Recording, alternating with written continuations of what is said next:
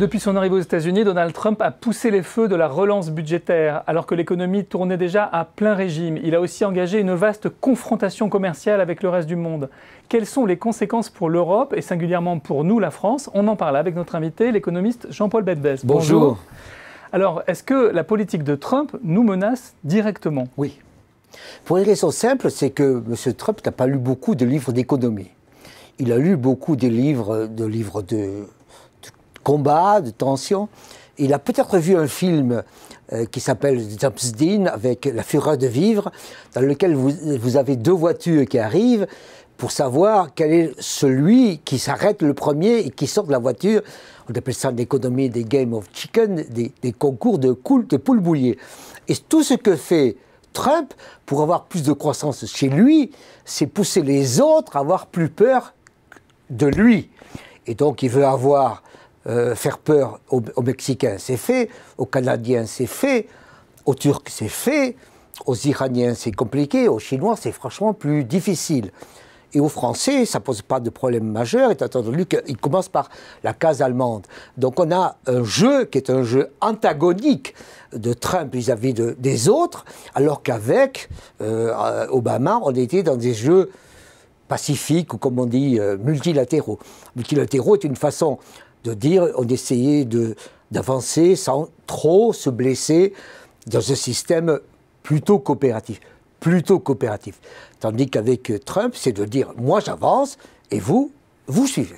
Alors du coup, tout le monde est perdant ou gagnant. Et il espère que lui sera gagnant. Est-ce que, par exemple, la France et l'Europe seront forcément perdants dans cette affaire? Le jeu américain fonctionne avec deux cylindres. Un qui s'appelle Dow Jones et l'autre qui s'appelle Nasdaq.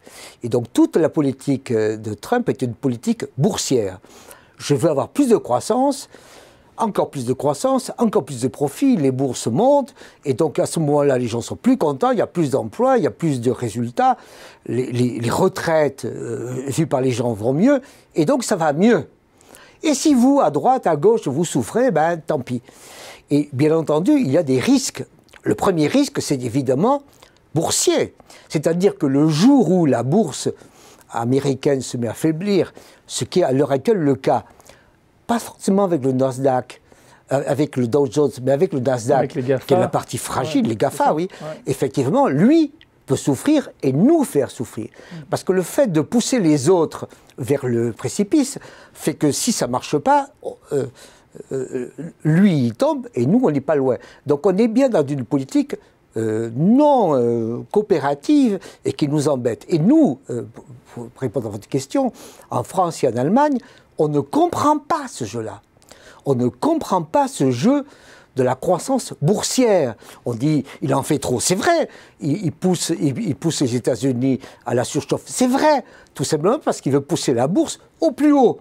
Et en poussant la bourse au plus haut, il pousse les autres au plus bas. Alors bien entendu, avec ça, il a besoin d'argent pour boucler sa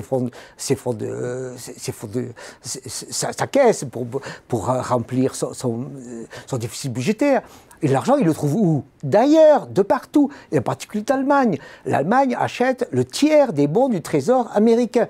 Donc pourquoi voulez-vous qu'il s'embête aussi longtemps que chez lui, ça marche? Donc finalement, pile, il gagne, face, on perd. Même s'il perd, on perdra aussi. Donc c'est une dynamique qui est quand même assez désastreuse pour le reste de l'économie. Donc on voit des crises émergentes, etc. Donc ça pourrait finir par toucher aussi la France, finalement. Ça la touchera beaucoup. Ça la touchera par l'Allemagne. Parce qu'en réalité, ce qui se passe, c'est que Trump a des ennemis. Hein. Et ces ennemis, c'est très simple, ce sont ceux qui ont un excédent commercial par rapport à lui. Et il ne dit pas ils ont un excédent commercial, il dit ils volent. Voilà, donc c'est simple. Et donc les voleurs, dans l'ordre, c'est les Chinois. Le deuxième voleur, ce sont les Allemands. Pourquoi ils volent? Parce qu'ils vendent des Mercedes. Bon. Et donc ils veulent les attaquer pour qu'ils arrêtent de voler. Simplement, le jour où l'Allemagne va moins bien, effectivement, on n'est pas très loin. L'Italie sera effectivement en difficulté. Et en quelque sorte, le cœur économique, financier et d'épargne du système européen sera affecté. Donc on voit bien à quel point le jeu de Trump est un jeu non coopératif, dangereux. Il se dit, moi, je gagnerai. Pourquoi? Je vous le dis tout à fait. C'est-à-dire que, grosso modo, c'est un jeu boursier. Et les États-Unis préfèrent toujours la bourse à la croissance sur moyen terme. Après, ils disent, on se remettra. On a eu des crises énormes, on s'est toujours remis mieux que vous. Regardez où on en est, regardez où vous en êtes. Donc, il continue. Donc, il continue. Alors, il continue. Pour l'instant, du coup, il relance l'inflation aux États-Unis. Est-ce que vous pensez que, du coup, ça pourrait aussi arriver chez nous, ce mouvement réinflationniste? Ce qui se passe, c'est que le monde n'est plus le même. Hein. C'est-à-dire que vous avez un plein emploi aux États-Unis à 3,7% de taux de chômage. Bon, OK, jamais vu depuis 40 ans. Et vous avez une inflation salariale qui commence à 3,1, 3,2, 3,3. Et on commence à dire, tiens, j'ai besoin à l'heure actuelle de payer plus les ingénieurs, oui, et maintenant je commence à avoir besoin de payer plus les gens pour construire des routes, pour construire des maisons. Et donc c'est en train de repartir, mais c'est en train de repartir lentement. Simplement, cette inflation sera là et durera. Et à ce moment-là, M. Powell, à la Fed, devra augmenter ses taux d'intérêt. OK, il le fera doucement et M. Trump ne sera pas content. C'est le jeu. Mais nous, qu'est-ce qui se passe? On est dans une situation très particulière.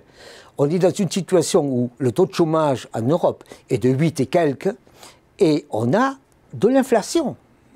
Et donc on est dans une situation étrange dans laquelle on a du chômage et de l'inflation, et pas beaucoup d'inflation salariale. Alors, M. Draghi dit, ne vous inquiétez pas, je vois que les salaires se mettent à augmenter. Il est vraiment le seul à le faire. Parce qu'effectivement, nous, on voit bien que nous avons aujourd'hui un problème massif de chômage durable. Et aussi longtemps que nous n'aurons pas résolu ce problème-là, nous aurons une situation d'économie fragile, avec des salaires faibles et avec des tensions sociales et politiques élevées. Et la politique de Trump ne nous aide pas, on l'a compris, Jean-Paul Bedbez. C'est fait pour. Hein. Merci pour cet éclairage. Je vous en prie.